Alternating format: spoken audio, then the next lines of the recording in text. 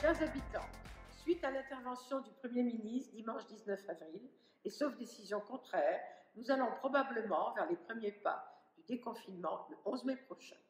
Dans ce cadre, nous attendons les modalités proposées pour la mise en œuvre de ce déconfinement, notamment en ce qui concerne les écoles. Des pistes ont été annoncées mardi par le ministre Jean-Michel Blanquer, mais nous attendons les confirmations officielles et nous les adapterons à notre école dans la mesure du possible.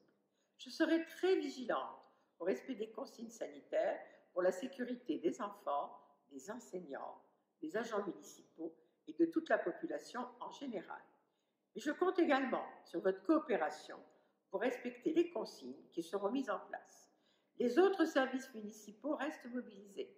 Le portage de repas, la sécurité, l'état civil en priorité, mais aussi tous les autres services qui assurent les activités essentielles au fonctionnement de notre commune. Et je les en remercie. La commune n'est pas épargnée par les décès en cette période difficile. J'ai une pensée émue pour toutes les familles de Ferrières dans le deuil aujourd'hui. Un deuil rendu particulièrement difficile compte tenu des mesures sanitaires à respecter.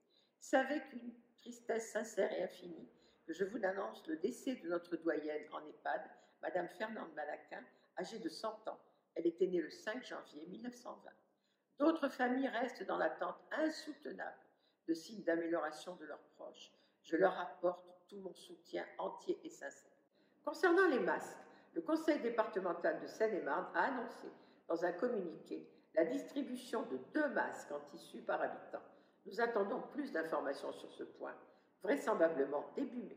Le département a également annoncé la fourniture de masques FFP2 pour notre médecin et pour les infirmiers de la commune. Nous sommes en attente de plus de précisions sur cette livraison. La communauté d'agglomération de Marne-et-Gondoire doit également distribuer 110 000 masques dans les communes. Depuis la rentrée des vacances de printemps, la mairie a distribué des masques chirurgicaux aux assistantes maternelles qui accueillent des enfants à leur domicile. Par ailleurs, la commune a acheté 18 000 masques chirurgicaux à destination de ses habitants. Nous en avons reçu 12 000 à ce jour. Une distribution dans toutes les boîtes aux lettres de Ferrières-en-Brie va être programmée la semaine prochaine. 5 masques par habitation seront distribués par le conseiller municipaux et des bénévoles qui se sont fait connaître. Vous le voyez, beaucoup de sujets, de préoccupations vitales nous occupent quotidiennement. Nous restons tous mobilisés pour que cette reprise se fasse sans risque pour notre population.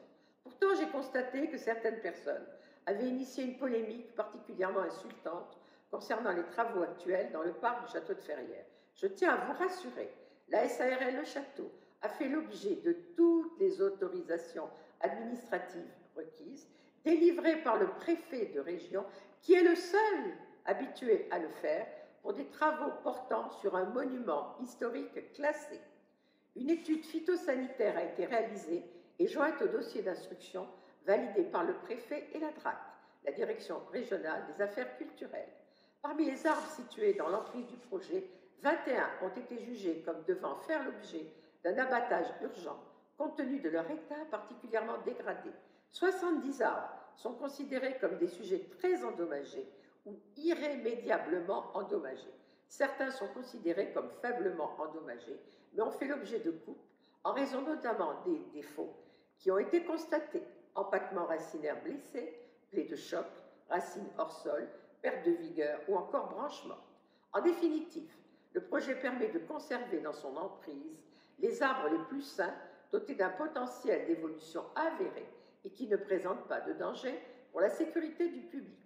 Par ailleurs, je tiens à vous préciser qu'en plus des arbres conservés sur la parcelle, le projet prévoit l'implantation de très nombreuses pièces végétales, permettant ainsi une régénération forestière. Il n'y a donc aucun désastre environnemental, bien au contraire. En conclusion, chacun s'accorde à saluer la réussite de l'école de l'excellence qui a permis concrètement de préserver le patrimoine architectural et naturel que constitue le château de Ferrières et son parc. Ce projet fait même école, puisque le ministre de l'Éducation nationale a annoncé qu'un campus d'excellence verra le jour dans les grandes écuries du château de Versailles. Jamais la commune n'aurait été capable financièrement d'assurer ses charges et ses investissements, le tout sans aucune augmentation d'impôts pour les habitants. Je tiens donc à ces personnes de cesser d'alimenter ces polémiques stériles.